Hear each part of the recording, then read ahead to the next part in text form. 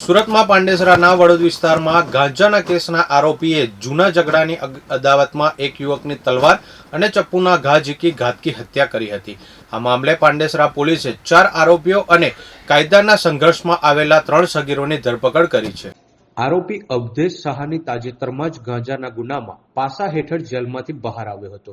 મળતી માહિતી અનુસાર મૃતક સંદીપ ઉર્ફે તીસરી રાકેશસિંહ રાજપૂત વડોદ ગામના આવેશમાં રહેતો હતો અને છૂટક મજૂરી કરતો હતો.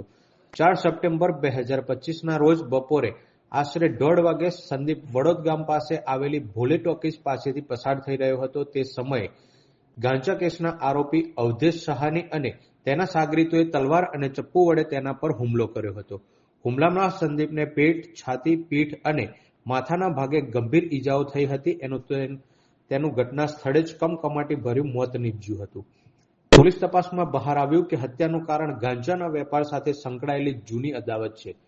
આરોપી અવધેશ સહાની તાજેતરમાં જ ગાંજાના ગુનામાં પાસા હેઠળ જેલમાંથી બહાર આવ્યો હતો. તેને શંકા હતી કે સંદીપ ઉર્ફે તીસરીએ કાવતરું રચી તેને પાસામાં મોકલવામાં મદદ કરી હતી. આ શંકાના આધારે તેણે પોતાના સાગરીતો સાથે મળીને સંદીપની હત્યા કરી હતી.